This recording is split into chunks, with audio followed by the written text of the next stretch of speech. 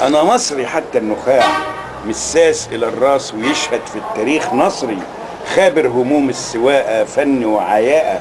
كاشف خبايا الزبون ومشاكل النولون من العلاقة للطاقة، ومصدر التباع للقم الناس، فلاح وسمسار أراضي وعسكري وبياع من صغر وأنا داير ومتودك على الأسواق، صايع خناق من الأبجية للمنشية للوراق، ومن الدويقة البلاق افندي كوبايه قسطه في قعده الانفاس، مانيش موظف حنام في الشغل واشخر،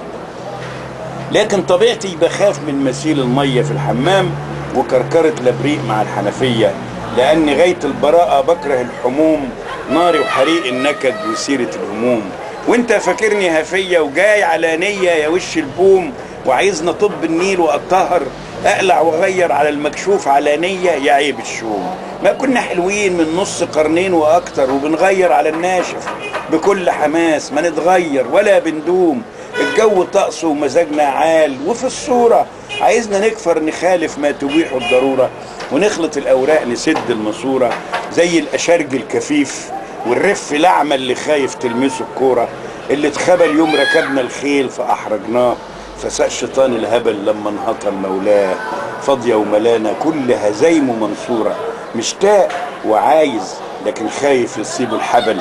على قمة الحارة يستقوي ويعمل فنط، واما اعتلى الكرسي بقى فايز بكل البنط، في الحر والساعة وطول الشتاء والصيف كلامه على الكل ماشي، بالرغم من انه في بيت امه مجرد ضيف فاسلب ضعيف، باشارة يقلع هدومه وملط يتليف قميص والباس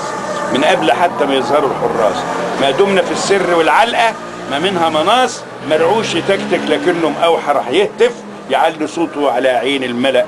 يحلف انا ما غيرش جلدي غير بكيف كيفي، بكل كامل ارادتي الحرة هتغير،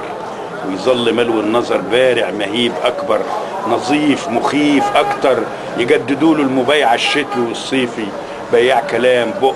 مجدع صوت بيتمنظر، لكل حالة حسب هيبدل المنظر، الا في حساب النسب والفرد هيساوم وهيسمسر، مرعوب من الرعب خايف من الخواجات ومن السياسة ومن الجمارك ومن الأمنة ومن الطعمية والبلوبيف ومن العسكر، واقف مزنهر على الصباع المغري بين السبابة والبنصر، لأنه عارف أكيد إنه على زقة سهو يا قصد يتقنطر.